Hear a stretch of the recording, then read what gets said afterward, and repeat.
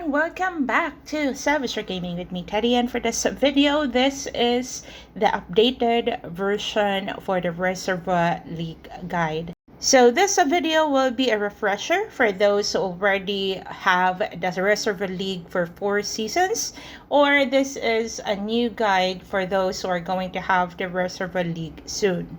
This video will be covering the important parts of the Reservoir League from the registration until the gameplay. So the gameplay is technically similar to the Reservoir Raid, but for the matches as well as the registration for Reservoir League, it's a different thing. The first question that confuses everyone is what determines the top 256 alliances to be qualified for your battle zone. For you to be able to qualify for the 256, this is based off the total alliance power of the registered players. It means that if you register 30 participants and 15 reservists, the total number of battle power is equivalent to your alliance score and not the total battle power of your alliance. This is the reason why I'm suggesting to players that if you are going to participate in Reservoir League, you need to fill up your roster. It means 30 participants and 15 reservists to secure your spot in the 256 alliance. Next is how raid score is calculated, or your alliance raid score rather. It is a total or the sum of your top 30 players with the highest raid scores. So regardless if they are in your participant list or your reservist list, as long as they are in top 30, their raid scores will constitute the total raid score of your alliance. Next one, how individual score is calculated. So this is not just about your account growth, guys, or what build you have, but also this also includes your activeness and your participation rather in reservoir raids, and at the same time your ranking and your reservoir raid. Matching in Reservoir League and Reservoir Raids are two different things. In Reservoir League, how they set up the matching is based on the 4 alliances that are high in level or high in raid scores, and 4 alliances that is either in low or a medium in raid scores. If you are a fan of football, the Reservoir League matching is pretty similar to the matches or the matching in the Premier League in football. Let's go to the restrictions. The first one is the hero restrictions. So this is one example. Latest hero is allowed is Generation 6 and the aircraft is allowed. So it means that the heroes that you can only use is Generation 1, 2, 3, 4, 5, 6, as well as your resonating heroes, as long as you are going to resonate your resonating heroes with your Generation 1 to 6. For example, if you are going to resonate your heroes to Generation 7 and that Generation 7 is prohibited, then you are not going to be able to use your resonating heroes. For hero skills, the only heroes with skills working in Reservoir Raids are the resonating heroes as well as the Generation 1 heroes to Generation 3. For the much to use, for example, if you are going to attack or rally someone, use your highest stat heroes.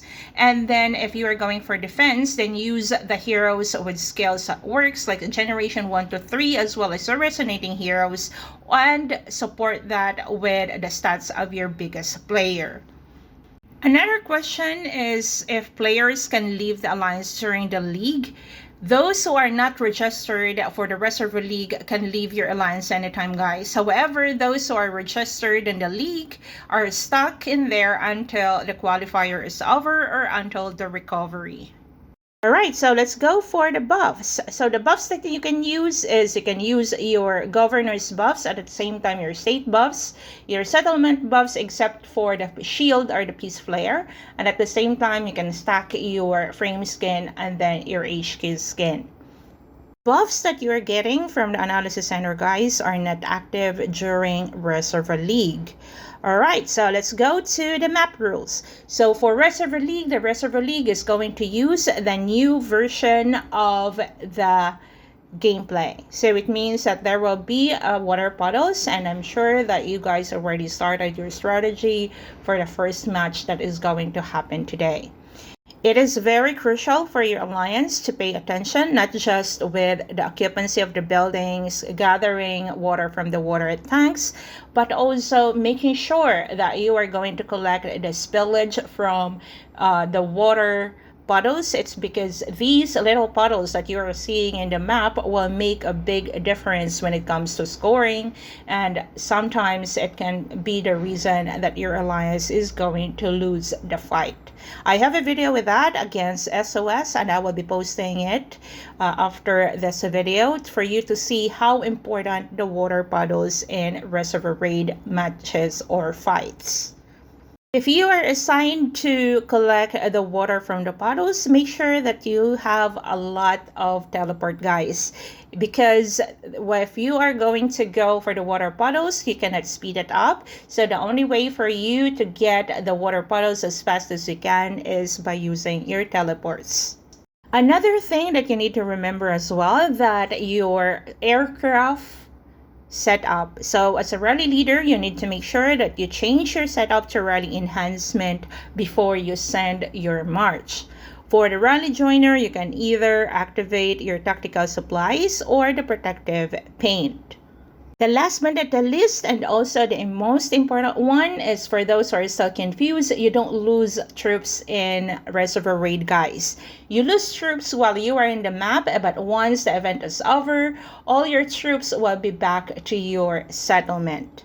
So that's it for today, guys, and I will try to write the written version or post a written version of this guide on my website this week, and I hope that you are going to have fun in your Reservoir League, and good luck to all of us. Bye!